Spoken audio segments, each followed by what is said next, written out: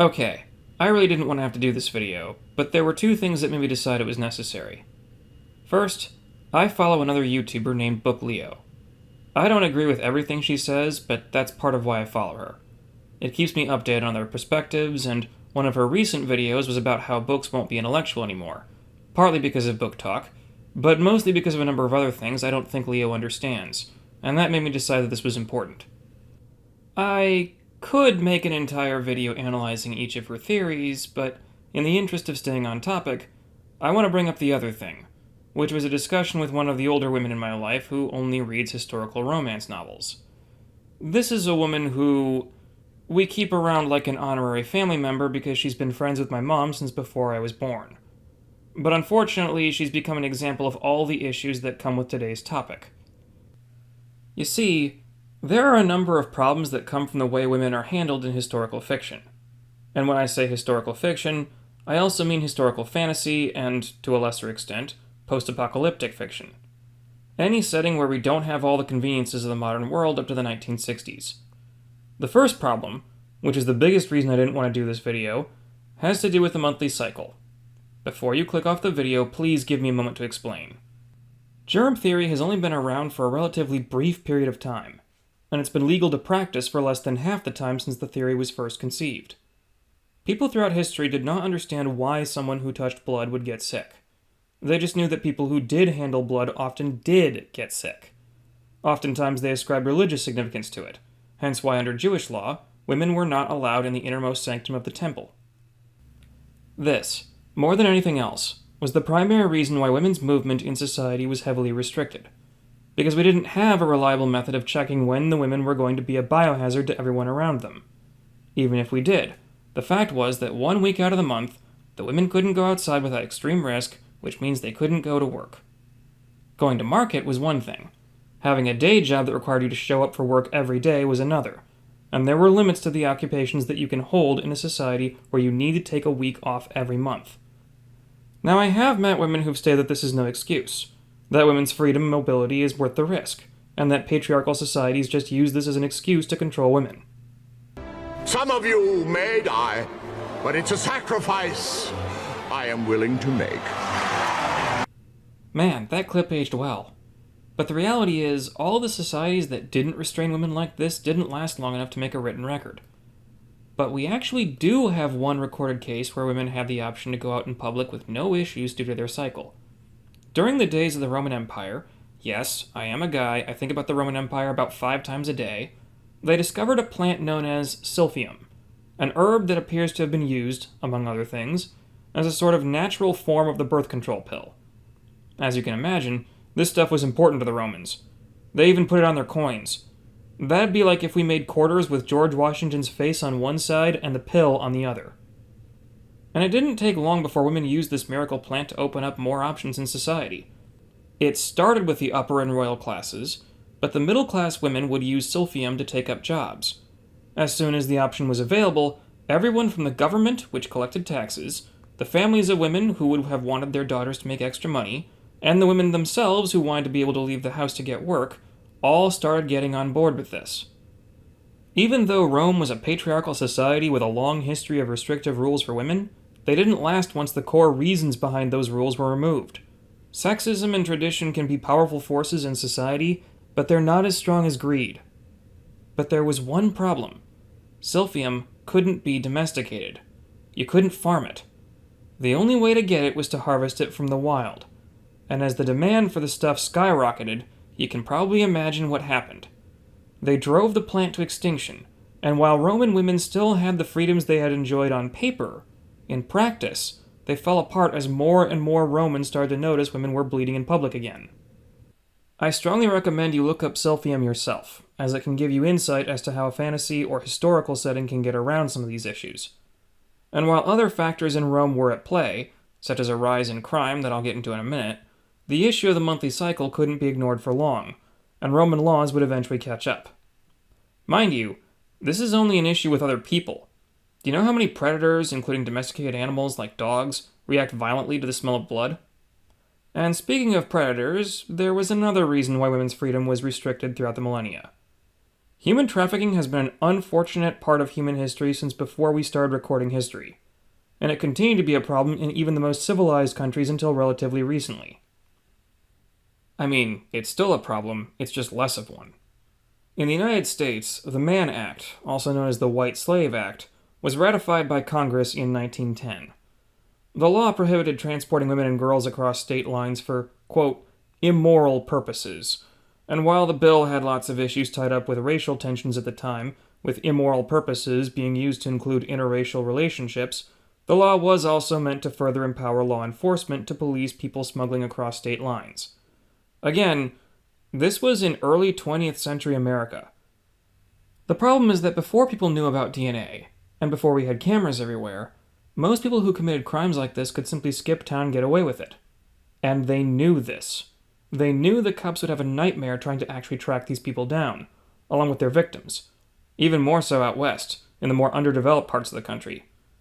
There are a number of reasons why America's crime rates went down over the course of the following century, but a big one was the fact that criminals started to fear that the chance of getting caught was too high. The risk outweighed the reward. For most of human history, however, the opposite was true. And yes, we told people like this not to do bad things. We told them not to kidnap, just like we told them not to steal or murder.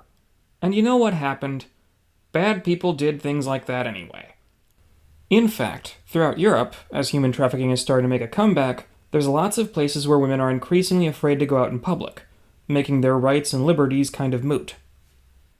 So, between a woman's monthly cycle and the threat of being abducted, most cultures around the world put restrictions on women's movement to protect both the women and the people of the society as a whole. And if these restrictions hadn't been necessary, they likely wouldn't have been implemented at all. Now, as soon as cotton sanitation products became widely available thanks to mass production, women started getting jobs all across the industrialized world, particularly in the textile industry. And at the same time, people had a better understanding of how infections spread, and whether it was blood or bacteria in the blood that made people sick. Crime rates went down throughout the country, especially within closer-knit communities, but eventually across the nation as a whole. Then, in the 1940s, antibiotics became widely available, and it was during this time that the US and the rest of NATO became desperate for anything that could give them an edge against the Soviet Union. Whether that was having more women in the workforce to collect more income tax, or to get intellectually gifted women on their research teams. Again, sexism and tradition are powerful, but they are not as powerful as greed or self-preservation. I have noticed that this is a bitter pill for a lot of feminists to swallow.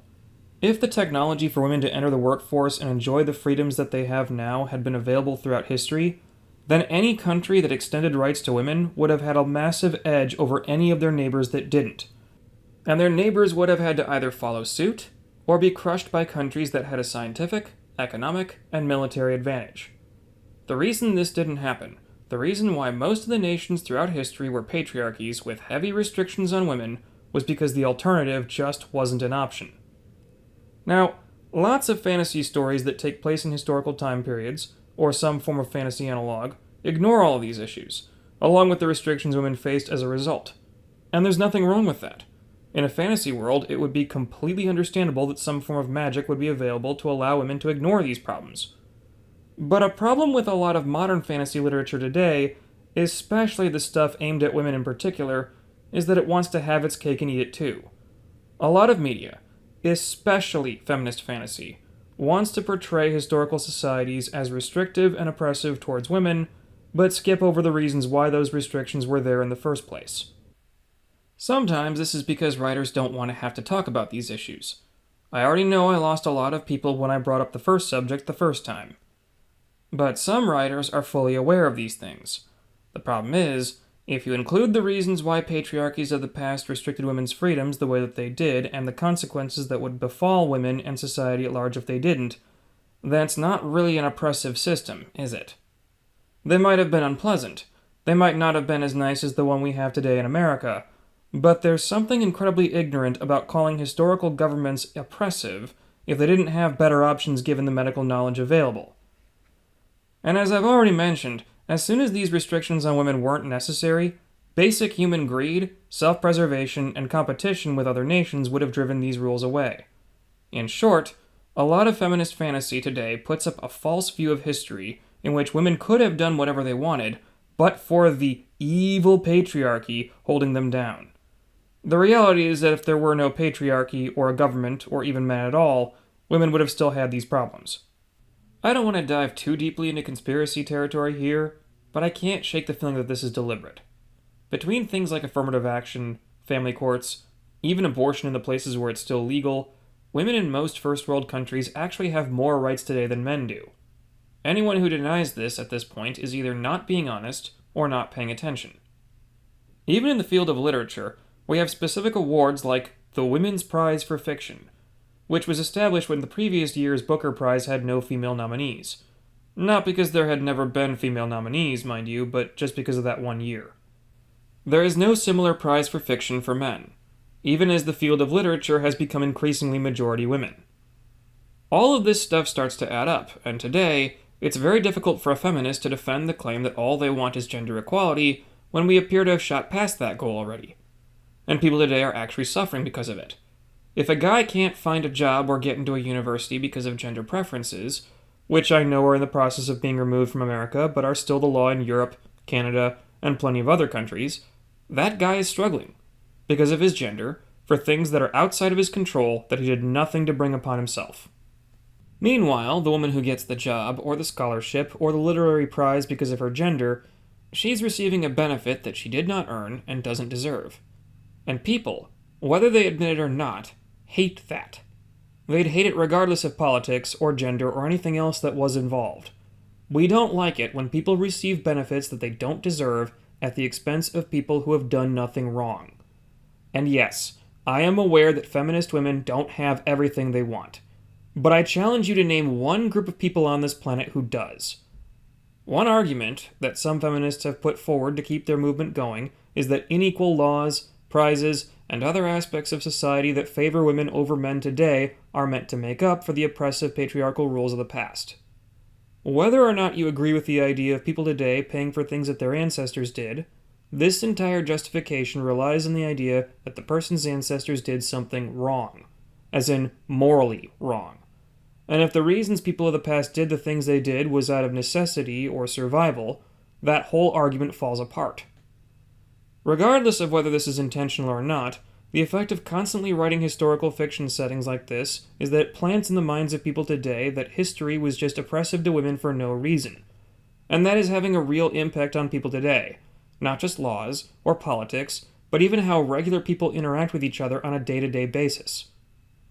I have seen exactly one work of fiction that accurately brings up the issue of a woman's cycle, and how it interferes with her ability to fight or do other things in a medieval setting.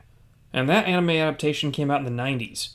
Since then, I have yet to see any piece of media from any culture that includes this part of history. And I'll be honest, I'm guilty of this too. I don't bring most of these issues up in my own writing, and while that's mostly because I write steampunk fantasy where they have industrialized production and alchemists who can make antibiotics, if I were writing in a different time period, I have no idea how I'd handle these problems.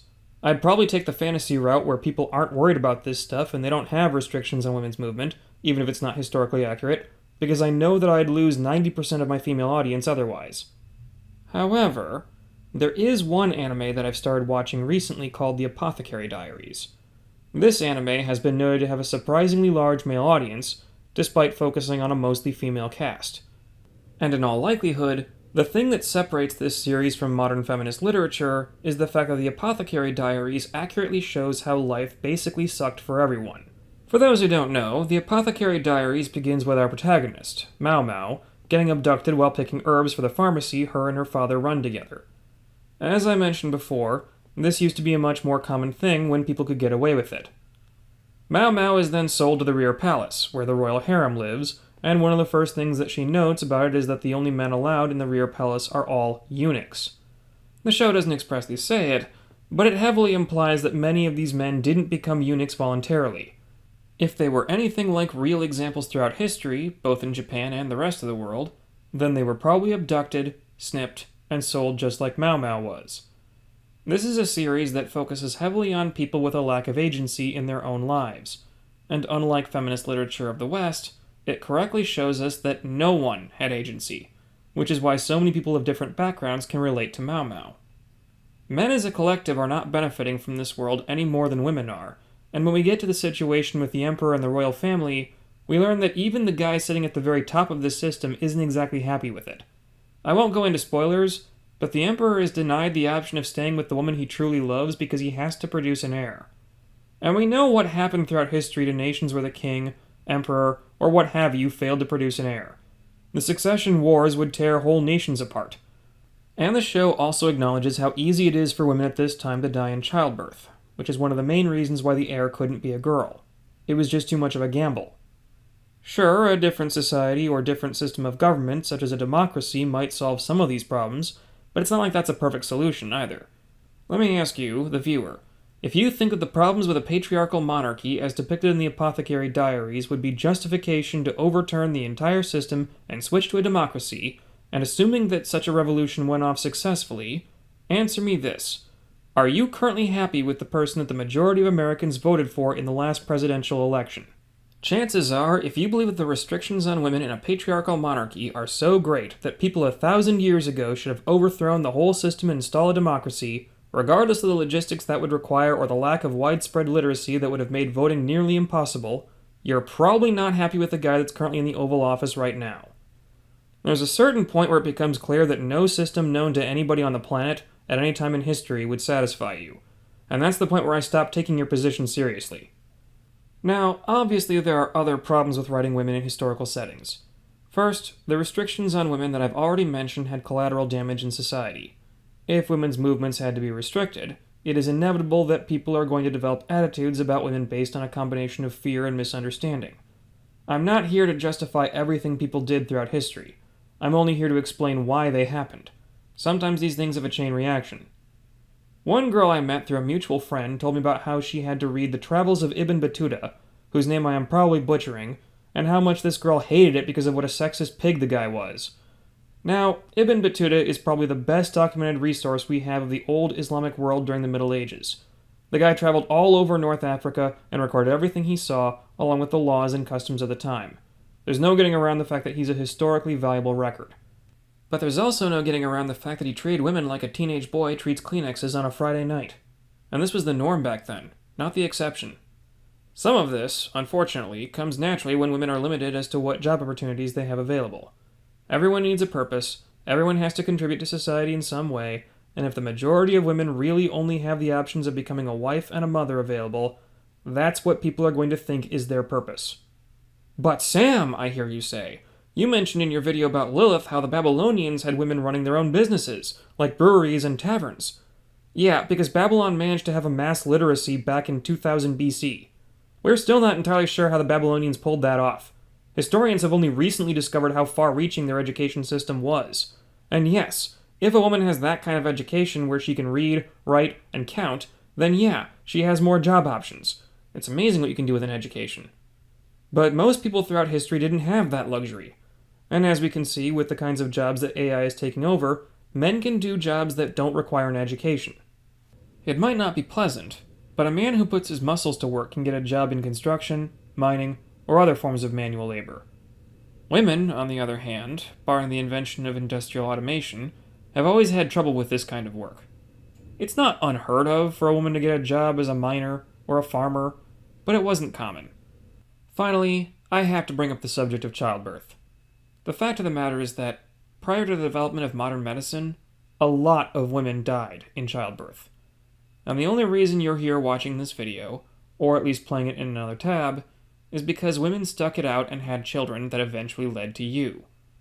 It has not gone unnoticed that the birth rates around the world are becoming an issue that nearly everyone on the planet is starting to worry about, either because of the lack of babies being born, or because of what governments around the world might do to reverse this trend. But for most of human history, manpower was essential to winning wars, not just for invading other people, but just having enough of a standing army to repel other invaders. History is loaded with cases in which a smaller, outnumbered group of people were slaughtered by a larger army. It's a little different now because of how much of our militaries are built around tanks, guided missiles, and the threat of nuclear war, but even as far back as the Civil War, then General and later President Grant's major strategy against the Confederates was basically, I have more men than you. And it worked. And this obviously meant that nations had a strong incentive to get women making as many babies as they physically could. Again, you can get mad at historical societies for doing things like this if you want, but the reason you're alive is because your ancestors did what they had to do to survive. This is actually the main reason why matriarchies don't have a very good track record throughout history. Patriarchies are pro-natalist. They tend to reward women who are successful and productive in their society with wives, which lead to children. Matriarchies, of which only a few, such as the Akan in Central Africa, are still around today, they don't do that.